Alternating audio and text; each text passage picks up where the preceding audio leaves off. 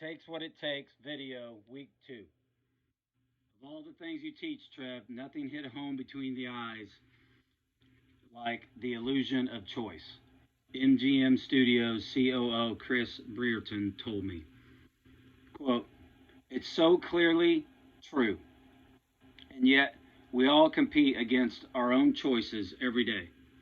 Deep down, we all know our choices ultimately determine our behaviors, and those behaviors ultimately determine our outcomes.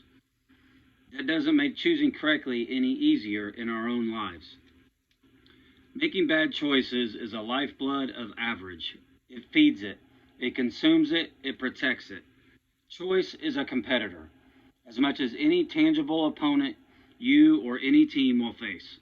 In fact, the ultimate competitor. It taunts you, it will lie to you. Take choice out of your way, and it's like pulling the fitness band off of Usain Bolt. The Velcro snaps and watch his ass disappear. Choice is an illusion. This may sound crazy, especially in an age where many people are bombarded by options. The music we listen to, the shows we watch, the time we wake up in the morning, the time we go to sleep at night, the food we choose to eat, the people we choose to associate with, the way we prepare, the effort we give, the effort we choose not to give. But do we really have the luxury of choice if excellence is what we aspire to achieve?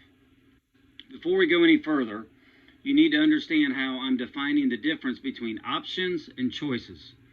Options are what I call choices that don't really have consequences. If you want to watch a TV show, are you clicking on a broadcast network, a cable network, Netflix, or Hulu? If you're hungry, do you get pizza, chicken, a hamburger? What do you choose to eat? What are your options? Or do you cook? Do you go to a restaurant, or do you have Uber Eats bring it to your lazy butt? These are all options. But choices, even small choices, are the decisions that matter. Some probably sound familiar. Do I go to sleep at a reasonable hour, or do I finish season 4 of Breaking Bad, or do I stay up late playing video games? Do I drink this soda, which will inevitably keep me up and let me not be productive until 1 p.m. tomorrow afternoon? Or do I order water instead so I'll be ready to roll at 7 a.m.? Do I spend time with my family, or do I play video games for a few more hours? Do I start work on a homework assignment or a presentation that isn't due for 3 weeks, or do I cruise Facebook or Snapchat or TikTok to see what my friends are up to? You know the correct answer to all those questions. Everyone does.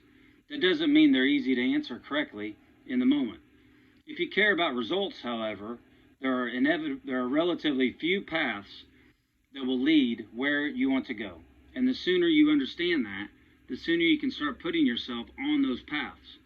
When I started working with the Alabama football team, I would hold a bag of Doritos in one hand and an apple in the other. Do you really need a nutritionist to tell you which one of these items is better for you? I asked the players.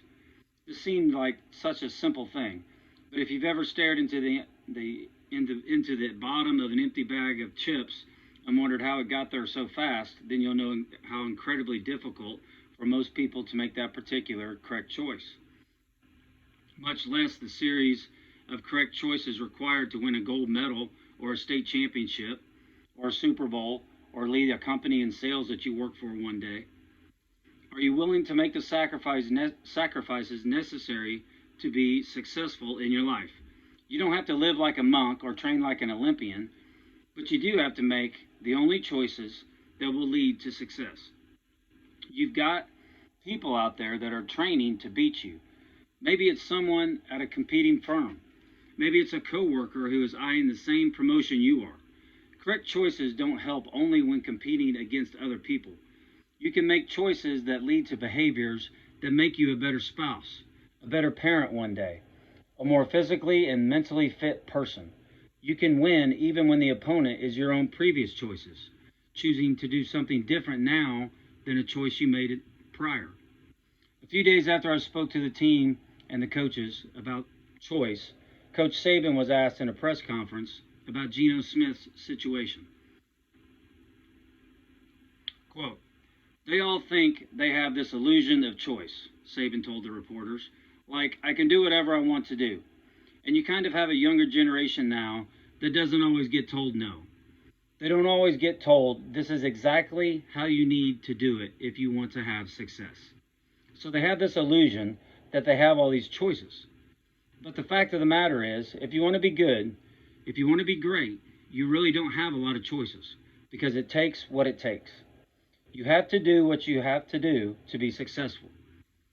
So you have to make choices and decisions to have the discipline and focus to the process of what you need to do to accomplish your goals. All these guys that think they have a lot of choices are really sadly mistaken. And I think, as we have all done with our own children, they learn these lessons of life as they get older. And sometimes the best way to learn is from the mistakes that you make, even though we all hate to see them and we have to make them. And we don't really condone them when they do. Nick reinforced his message again in July, just before the preseason camp started. You know, discipline is a funny thing, he said. It's not only doing the right thing the right way, the right time, all the time. It's making choices and decisions that we all make every day. Discipline to me is here's something that I know I'm supposed to do that I really don't want to do. Can you make yourself do it? And then there's something that you know you're not supposed to do that you want to do. Can you keep yourself from doing that? That's discipline. So this is the kind of decision making that creates a moral compass for all of us to help us do the right things, to stay focused on the process of what we need to do to accomplish our goals and aspirations. And something that's certainly going to be important for our team to do a good job of if we're going to be able to have the kind of team that we'd like to have and reach our goals.